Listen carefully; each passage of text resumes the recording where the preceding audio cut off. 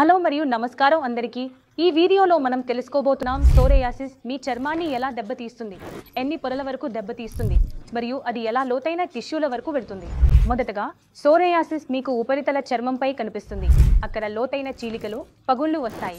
చర్మం చాలా పలుచగా మారుతుంది, సున్నితంగా మారుతుంది మరియు మీ చర్మం యొక్క రక్షణ పొరను దెబ్బతీస్తుంది. దీనివల్ల మీ లోపలి చర్మపు పొరలు బయటపడతాయి. ఈ చీలికలు, దెబ్బలు, రక్షణ పొర దెబ్బతినడం వల్ల మీకు బ్యాక్టీరియా, వైరల్ లేదా ఫంగల్ ఇన్ఫెక్షన్లకు అవకాశం ఎక్కువ అవుతుంది. తర్వాతి దశలో మాట్లాడితే ఇది ఇన్ఫ్లమేషన్ను ట్రిగర్ చేస్తుంది. అక్కడ మీకు చాలా వేడి అనిపిస్తుంది, మీ పిత్త దోషం చాలా పెరుగుతుంది, చాలా బర్నింగ్ ఫీలింగ్ వస్తుంది, ఎర్రగా మారుతుంది మరియు సెన్సిటివిటీ కూడా పెరుగుతుంది. అందువల్ల ఎర్రదనం మరియు సెన్సిటివిటీ పెరగడమే కాకుండా ఇది మీ ఇన్ఫ్లమేషన్ మరియు వేడిని కూడా చాలా ఎక్కువగా ట్రిగర్ చేస్తుంది. తర్వాత మీ స్కిన్ సెల్స్ అంత వేగంగా నియంత్రణ లేకుండా పెరుగుతుండటంతో అవి తరచూ ఫ్లేక్ అవుతుంటాయి. అందువల్ల ఇది మీ చర్మాన్ని చాలా ఎక్కువగా ఎండబెట్టేస్తుంది. ఎండిపోయిన దానితో పాటు ఇది చర్మాన్ని చాలా బాగా పగిలిపోయేలా, మచ్చలుగా మారేలా చేస్తుంది. ఇంకా లోతైన టిష్యూస్ విషయానికి వస్తే అవి మీ రక్తం, మాంసం మరియు చర్మ ధాతువులను కూడా తీవ్రంగా ప్రభావితం చేస్తుంది.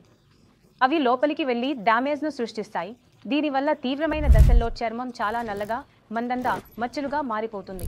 మీరు చాలా ఈరిథ్రోడెర్మిక్ రోగులను చూసి ఉంటే, అంటే ఈరిథ్రోడెర్మిక్ సోరియాసిస్ ఉన్న వారి చర్మం చాలా గట్టిగా, నల్లగా, మచ్చలుగా మారిపోతుంది, బ్లాక్నెస్ కనిపిస్తుంది. అంతగా తీవ్రమైన నష్టాలను ఇది కలిగిస్తుంది మరియు తరువాత ఇది ఎముకల వరకు, టిష్యూల వరకు చేరుతుంది. అక్కడ మీకు ఎముకల డిఫార్మిటీ కనిపించడం ప్రారంభమవుతుంది.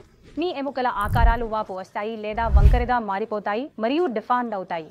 అంతగా తీవ్రమైన స్థాయికి ఇది మీ చర్మాన్ని నాశనం చేయడం ప్రారంభిస్తుంది. అది ఎముకల వరకు చేరుతుంది. ఇప్పుడు దీన్ని ఎలా సరిచేయాలి, దీన్ని ఎలా ఆపాలి? మొదటిగా మీరు బాహ్యంగా అప్లికేషన్లు చేయడం కొనసాగించాలి మరియు అవి నాన్ స్టెరాయిడల్ అయి ఉండాలి. ఎందుకంటే స్టెరాయిడ్లు మీ చర్మంపై స్ట్రెచ్ మార్క్స్ను కూడా కలిగిస్తాయి, చర్మాన్ని మరింత సున్నితంగా మారుస్తాయి, నష్టపరిచేస్తాయి. కాబట్టి మీరు హెర్బల్ అప్లికేషన్లు వాడండి. మీరు సౌన్య బాడీ లోషన్ వాడవచ్చు. దాన్ని పోషణతో ఉంచండి. ఎప్పుడూ పొడి కాకుండా చూసుకోండి. ఫ్లెక్స్ ఏర్పడకుండా జాగ్రత్త పడండి. అదే సమయంలో మీ దోషాన్ని సమతుల్యం చేస్తూ ముందుకు సాగండి. మీరు పిత్తం అసమతుల్యం వల్ల సోరియాసిస్ వస్తే వాటిని సమతుల్యం చేస్తూ ఉండండి. అది చికిత్స ద్వారా అయినా, ఆహారం ద్వారా అయినా.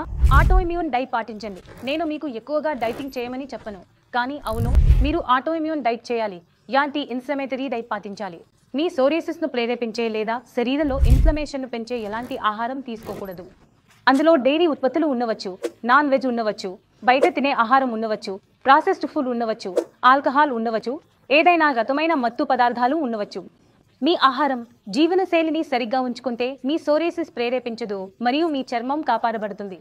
అదే సమయంలో మీరు చాలా ఎక్కువ సేపు షవర్ తీసుకోకూడదు. వేడి నీటితో షవర్ తీసుకోకూడదు. చర్మం పొడిబారే అన్ని పరిస్థితులను మీరు నివారించాలి. మీ చర్మ ఉపరితలాన్ని పొడిగా ఉంచాలి. ఎక్కువగా చెమట పట్టేలా ఉంచకూడదు. తద్వారా ఎలాంటి ఇన్ఫెక్షన్కు అవకాశం పెరగదు. ఒక నియమిత పద్ధతిని, సరైన చికిత్సను అనుసరిస్తూ మీరు మీ చర్మాన్ని రక్షించుకుంటూ ముందుకు సాగాలి. తద్వారా లోతైన కణజాలానికి గాయాలు కలగకుండా సోరియాసిస్ మీ ఎముకల వరకు చేరకుండా ఉంటుంది. ఇంకా కూడా మీ సోరియాసిస్ సమస్య బాగా కాకపోతే దయచేసి క్రింద ఇచ్చిన నంబర్కు మా నిపుణులైన టీంను సంప్రదించండి.